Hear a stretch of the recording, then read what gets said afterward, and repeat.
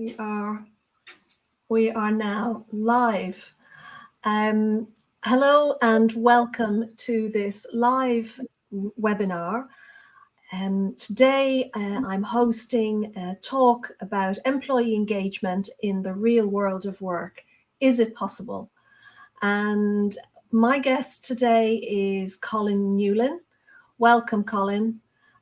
Colin is a thinker and a writer, and his ideas are called How to Decrapify Work. So, Colin, I'm fascinated by your posts on LinkedIn and your thoughts around the workplace. So tell us about Decrapify Work. What's the big idea? Where did it come from? Well, interesting enough, it came from employee engagement, really, because I think, I don't know, 4 or 5 years ago, maybe a bit longer than that, there was a lot of talk about employee engagement. It was the newest, the new hot thing. And, my observation was that for a lot of companies, a good way to improve employee engagement would be to stop treating them like crap. Because most organizations don't give a particularly great work experience to their employees. And, that's borne out by the Gallup survey, which I'm not sure the exact latest figures, but I mean, I think it's about 12% in the UK are actively engaged. It might be a bit higher in the US, but it's still pitiful when you think that that's the average. And some companies are really good. So quite a lot of companies are not very good at this. And what people, I think there's just not an understanding of what people want from work. And that's why people aren't engaged, because they're just not getting what they need out of work. And there hasn't been like a real focus on that. So that's what got me writing about it. And also, my own experience of work. I was in the corporate workplace for a bit over 20 years. It didn't go well, really.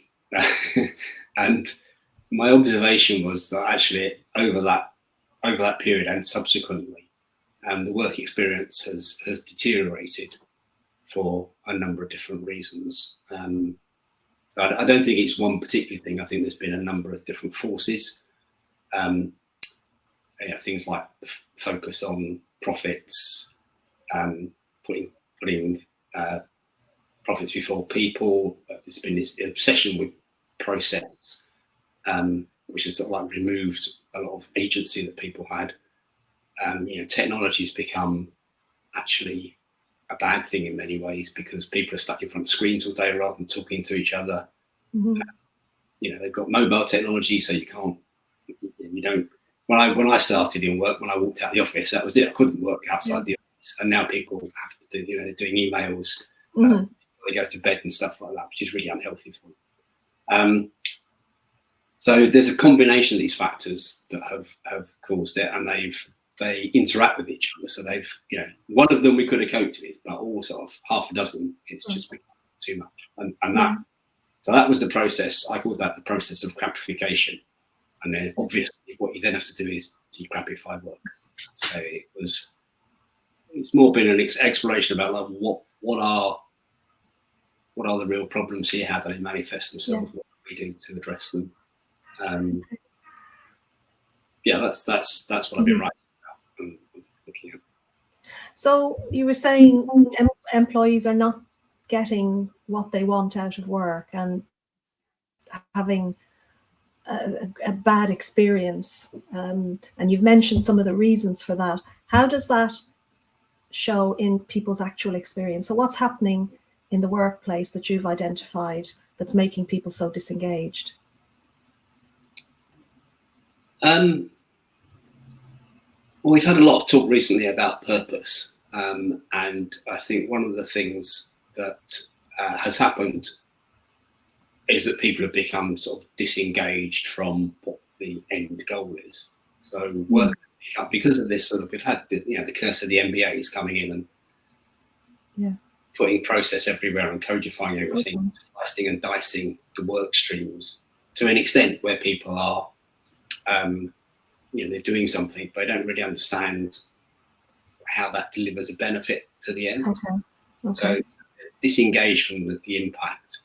It's I don't know if you remember, there always used to be these cartoons back in the day with people sitting at a desk with a big in tray and a big out tray, and passing paper from one to the other, and basically that's really what work has become for a lot of people. It's just done electronically.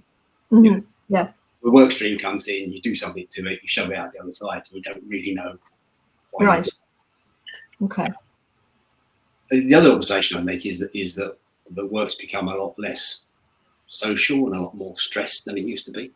Yeah. So, when we started work, you would be talking to a lot of people all the time because that's how you communicated. You couldn't send an email. Yeah. Or whatever. There's a lot more human interaction. Organisations encourage that. So organisations would give people money to run social clubs and some organisations, big sports grounds and all that sort of stuff. Yeah. Very much.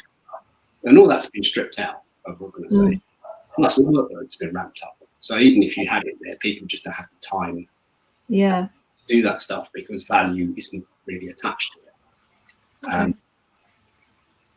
Which is, odd because that's where you form the relationships that actually make things work and make things enjoyable. I think one of the Gallup questions is, one of their things they survey is about whether people have friends at work. Yeah. And the beneficial effect of having a friend at work is enormous. And it's enormous for the individual and it's also in the company. But how do people get the chance to form those bonds? Because work's been so atomized and accelerated and increased in load that there's no place for that. Yeah. So that's interesting. So what you're saying is what employees, one of the things really want from work is a purpose, like a bigger picture of what they're doing, and also some sort of human interaction and social connection. What else would you say employees really want from work, in your view? So I guess one of the things that's obviously top of the pile at the moment is autonomy. It's back to Dan Pink's book Drive, where he identifies 3 sort of sources of motivation, which is autonomy, mastery, and purpose. So autonomy is a big one. People want to have control over their schedule, over their workload, over their work environment. That's going to lead to a lot more engagement, and we've probably seen a move away from that because people are the roles are very tightly defined. People are closely monitored, surveillance of what people do, like measurement, and they're not given the latitude to come up with their own sort of solutions. I'm generalizing here. Obviously, there are some people who do have those opportunities, but a lot of work is you're just a cog in the machine. Yeah. You have to go around in a certain way at a certain speed, and that's it. And you don't get much choice about that. And that didn't used to be the case. I mean, in the past, quite often, as I say, when I started work, which was a long time ago, processes weren't really very well defined because that. And so people had to figure stuff out for themselves, and they can have a real impact, a personal impact on how that work was done. And I think that's not available to people now because there's a procedure, a process to be followed, and that doesn't give people the control that they need. So obviously with COVID and people working from home, they've gained a lot of autonomy back. Okay. And they don't want to let go of it. Well, that's interesting. So that's almost saying that because of that, it's actually maybe set us slightly on a different path from where we were going. So does that offer an opportunity then for more engagement? The fact that people are working from home or working virtually? Yeah, I think so, because I guess so what for a lot of people, and again, it's not universal. Some people find it really difficult, but for a lot of people, they found they are more productive. They're able to get more focused work done, which is increasingly what knowledge work is. It's about that deep work. So I suppose that industry box, they've got time to settle down and do what they feel is really work and hone their skills like that. Whereas obviously in the office environment, there's lots of interruptions. You have to be places for meetings and things. It's much easier to create space when you're not in the office. So I think that's that's part of it. But it's also moving. It's enabled. It's removed some of the barriers to bring in newer ways of working.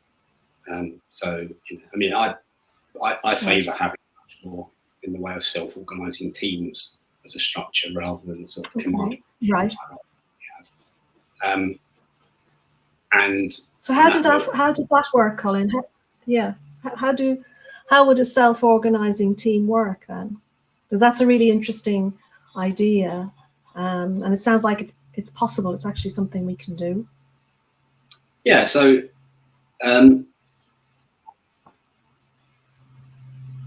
So it's really, rather than the sort of tight prescriptive ways of working that people are given now, it's really about allowing a team, giving them sort of their rules of engagement and their objective, and then allowing them to figure out for themselves how they're going to do that.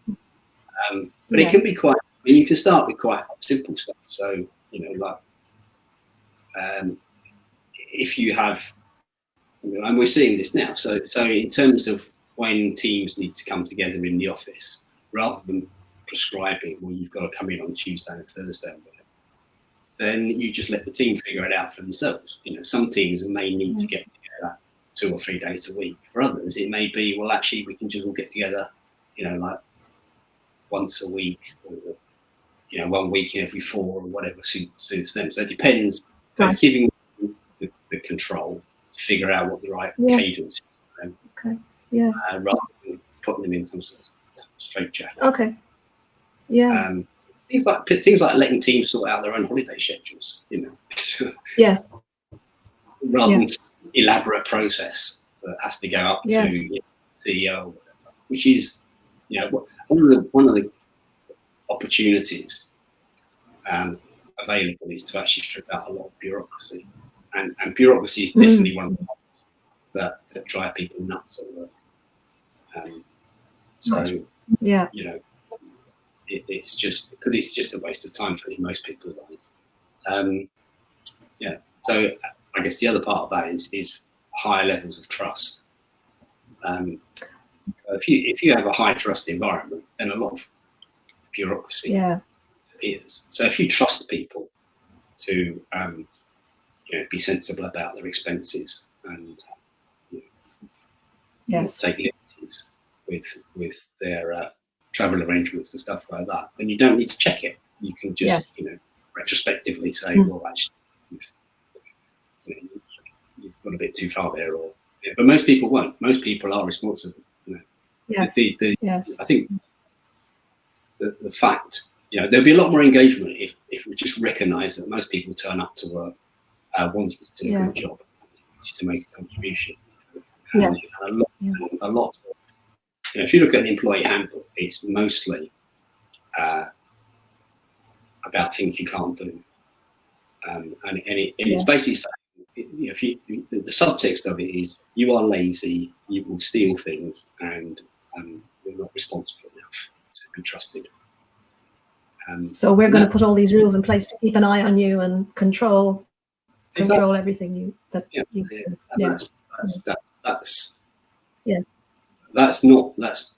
an implicit message that is there, that people receive that unconsciously, and it's not really intentional, but that's actually what it's saying to people. And then most people aren't engage, because if you don't feel you're trusted, why should you put yourself out? That's such a good point. I never thought of it that way before. Yeah. I have to credit Frederick Lally for that observation. Great observation nonetheless. Thank you for sharing it with us. I think that's really, really interesting.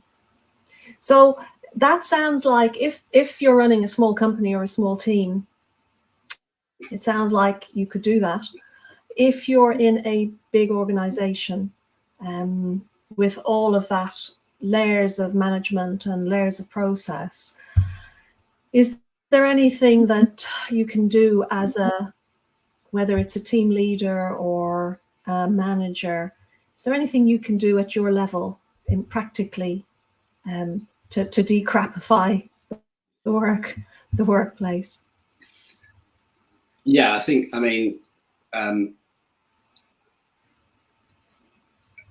obvious answer is be a good boss, because we know that, the majority of the biggest, I think it's about half of people leave because they've got a bad boss. So so you've actually got, if you're in that sort of position, what I would call sort of junior middle management role, possibly, you've actually got a lot of influence over the people that you work for. That's, to me, that's where culture in an organization actually gets formed, because the culture that you experience is the interactions you have with the people that you work with every day, the people in your team. Yes. So if the team leader sets a good culture within the team, then people enjoy going to work. So that's, I would say that's about, giving people trust, encouraging them to develop themselves and grow, and as much as possible, like giving away power. So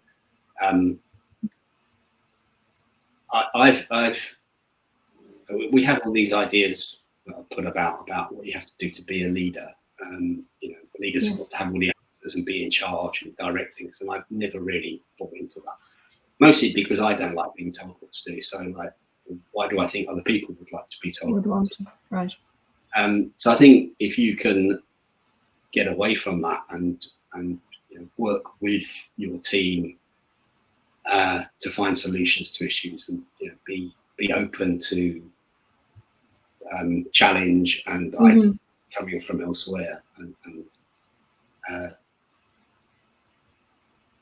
engage your team in deciding what needs to be done and how it's going to be done. Right. So there's a lot of. It means spending a lot of time talking to people. And listening, presumably, as well. And listening, it's surprising how many people who run teams don't actually spend time talking to their team. I always made a point of touching base with people in my team every week,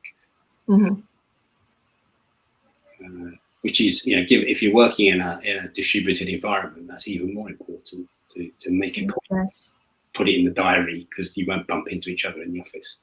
Right. It's likely. So I think having that sort of structured or scheduling in times to connect, and that connection could be just to sort of, sometimes it's about just checking up on progress. Do you need any help? And then maybe on a monthly basis doing a more, general conversation about how things are going. It's about building relationships again with your team.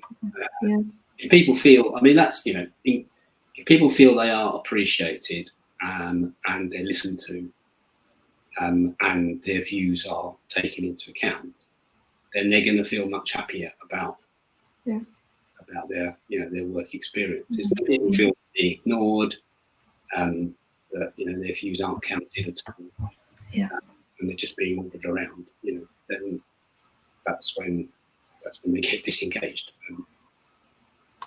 Makes sense. Yeah, that makes total sense. I guess, like you say, just treating people like adults, really, right? Absolutely. A lot of the workplace is really, particularly in, we're used to these hierarchical command and control structures. it's very much a parent-child relationship. Mm. Mm. And that, that doesn't really suit the modern workplace, because, you don't have all the answers. You can't have all the answers. Yeah. Because life's too complicated. Yeah. And, and none of us are as smart as all of us. And of course, as you said to me before, it's about how you help people to become more creative and innovative. So they're not going to do that, right, if you're telling them what to do. You're kind of saying, be innovative, do it this way, which just doesn't work. Yeah. Be creative. No, not like that. Yeah, that's right. This way. Be creative my way. Yeah. Yeah. I mean, it's about letting go of. You have to give away your power to some degree. It's that idea of, we have this idea that power is all about power over, and actually there's another idea, which is power with, which was something that Mary Parker Follett came up with in the 1920s and 1930s. Okay, all right. Okay. So this is that you have power because you share it with the people. That's more about influencing and listening and engaging with people. Where power over is just telling people what to do. Yeah. And I think increasingly people don't want to be told what to do. In the rest of their lives, they're not told what to do. Mm-hmm. Yeah. When we talk about, you're saying about adult relationships, we employ people. A lot of companies spend a lot of time and effort finding the very best, most qualified, most motivated people they can. Yes. People who who get married and have children and buy houses and climb mountains and do all sorts of things, and then they like children. Yes. And then they wonder why they're not motivated, why they're disengaged. Yes. Why did you go to all that effort if you just wanted someone to come along and do what they told? Yeah. Ridiculous. It's funny, isn't it, how that seems to have gone down through the years. And I suppose it's maybe, if they're that culture, it's hard to break that culture. So if you've been managed that way, yes, then I guess unless you decide otherwise, you're going to do the same thing, which is the whole culture. Again, and we're very much about workplace culture as well, because I'm very much around talking to each other, giving feedback for a better workplace. We want a better workplace, whether that's virtual or office based. And like you say, it's so important to have those conversations, real conversations, right? Yeah, absolutely. I don't know if you've heard of Barry Wehmuller, which is a US organization. Simon Sinek writes about them. Guy Bob Chapman, who stepped out now, but he used to be the CEO. This idea of truly human leadership, and he has between 500 and 600 one-to-one conversations a year, and he expects his managers to be constantly going out and talking to people. They have very little formal reporting. Because his argument is, well, if you're talking to people, you know what's going on. You don't need them to fill out reports. Forms. Yeah. And that, it just seems like that's coming back to a much more human way of with more interaction and you pick up the nuance. I mean, you'll know yourself if you go into a new organisation and you spend a couple of days chatting to people, you really start to get a feel for the place. What's going on? You get a feel for what's really going on. What you've been told is happening.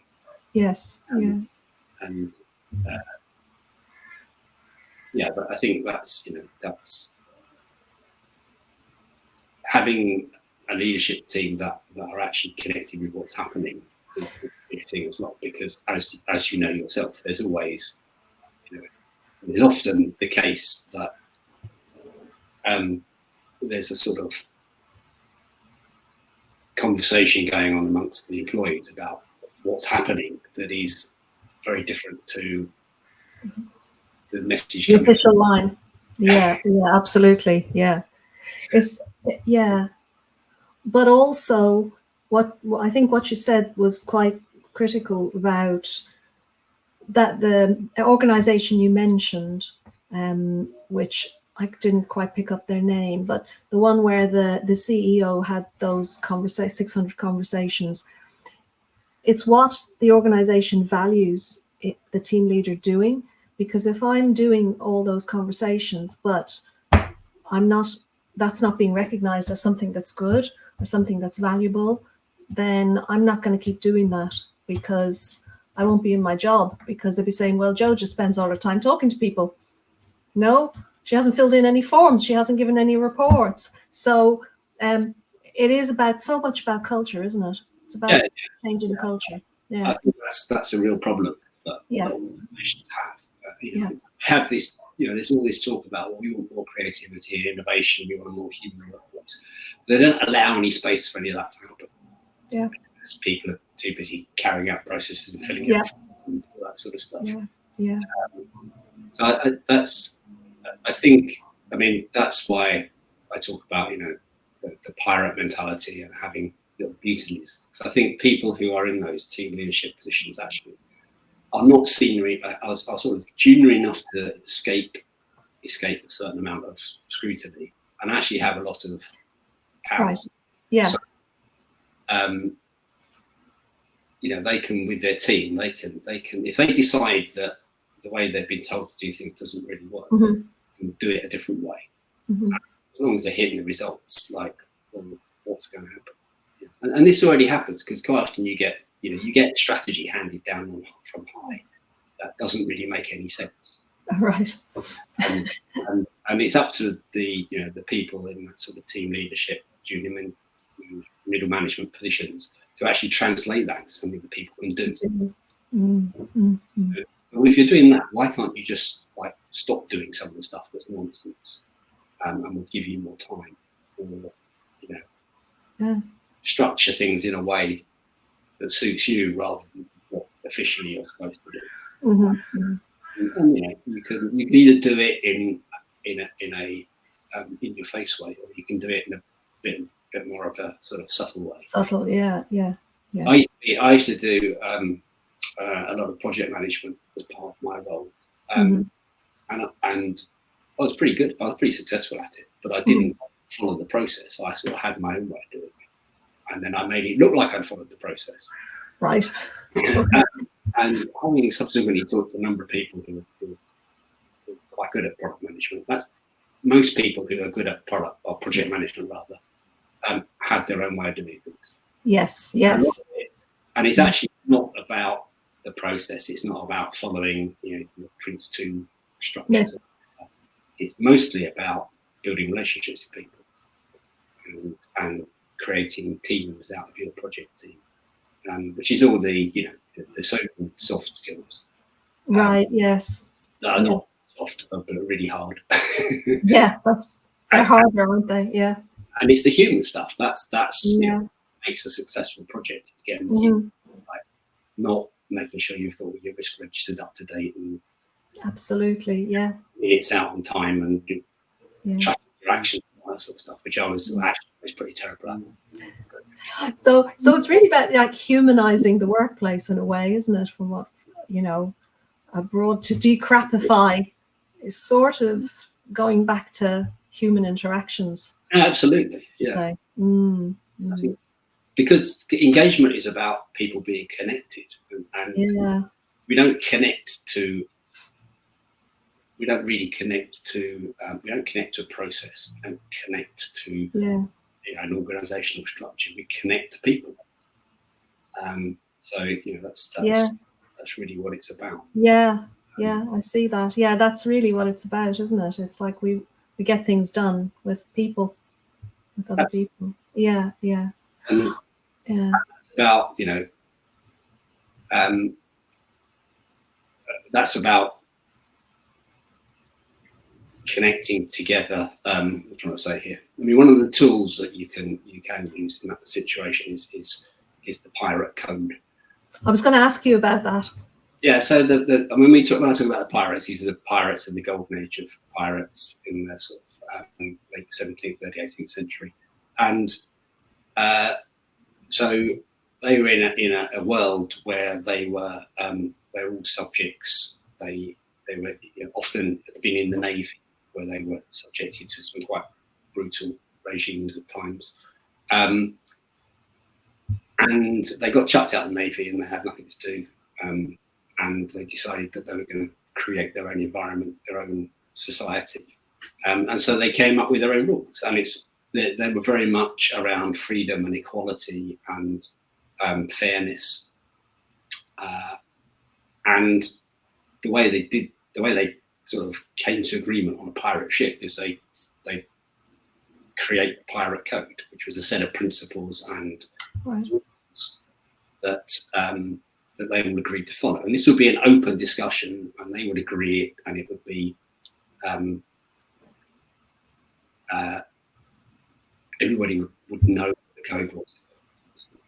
They were written down, but not very often, because if you were found in possession of a pirate code, then you were obviously a pirate and you'd be hanged. So, okay, got that. Yeah. So the idea was, so first of all, it was reached in agreement, and it was voted. Yeah. And secondly, it focused a lot on behaviours rather than values, because values don't really mean anything. Yeah. But, we it's what you actually do. Yeah. Demonstrate our values by what we do. So you have behaviour, and you would agree what the sanction was if anybody, right. Okay. broke the rules. And so the pirate codes, they're quite amusing in some ways, because they sort of go down to some very quite specific things at times. Okay. But that's something you can do with your team. So, well, how are we going to behave? What's our rules of working with each other? Yeah. And having a discussion about that can surface all sorts of issues and reach agreement. And then if someone's not keeping the code, then you have another conversation about, like, well, okay, then what are we going to do about this? But it's having that that agreement up front. Yeah. I think some organisations are starting to talk about. Microsoft has got something very, very similar that they don't call it pirate. But it's at a team level, you agree how you're going to work together, basically. Yeah. And you can put all sorts of stuff in there, like some people may have preferences around how they're communicated with, preferences around how often they want to be, face to face and all that sort of stuff. You can debate all that stuff and come to an agreement that includes everybody. And if people feel heard, that's another big plus for their engagement. Absolutely. And it's interesting, if everyone comes to a consensus on how we're going to do stuff, then it's easier to, I suppose, not check things, but just when somebody does something different, it's the whole group. It's not they're being told off. It's that you agreed to this. Yeah, you exactly. were part of the conversation. So yeah, very interesting. People police themselves. I mean, again, it's that the assumption has to go away from people. People they're going to misbehave and need to be. People will act. Act from the best of intentions. So if you read something, then you will do your best to stick by it. Yeah, absolutely. Yes, absolutely. It's that. Yeah, it's like when people are asked to commit to something, learning or whatever, or they declare that they're going to do that, they're more committed, aren't they? If they've agreed to it and they want it. Yeah, very interesting. Because they feel that they are. They're part of the. Yeah. They're automatically signed up for it. Yes. Yeah. No, I love the pirate code idea. I'm going to go away and have a look at that. But I think that's such a great example. So Colin, we've just about running out of time. So I guess what you're saying, coming across to me, is employee engagement is absolutely possible and absolutely doable. Bearing in mind what you've been talking about, so it can be done. Yeah, but I think it's about establish, getting the right assumptions in place about Okay. people working for you. I think it's Rita Brugman wrote a book, that actually most people are good. Most people do the right thing. Yeah. Certainly, most people don't get up in the morning and say, I'm going to go to work and do a really shitty job today. They get up and say, I want to make a contribution today. Yes. Yeah. And if you allow people to make a contribution, then you're engaged. Yeah. Yeah. Yeah. That's a great positive note to end our conversation on. So Colin, you're on LinkedIn. If anybody wants to pick up this conversation with you after they've seen the broadcast, then is there anything else you want to tell people, or I write a weekly newsletter, right, which is on Substack, Decrapify Work. And there's a decrapifywork.com website. Okay. You can find some more stuff about Decrapify Work, and where all the posts I put on LinkedIn, I also put on the blog there. Well, I'll put, when I finish the broadcast, and when we put the broadcast out for viewing, I'll put your the link to the Substack, the newsletter as well, so people can access your newsletters as well and contact you if they need to. Yeah, lovely. I mean, I'm very happy to, if anybody wants to get in touch and have a chat. Okay, great. Colin, it's been brilliant speaking to you. I've learned a lot. Lots and lots of things to think about. So thank you so much. My pleasure. Yeah. Really enjoyable. Okay, great. Take care now. Thanks a lot. Bye.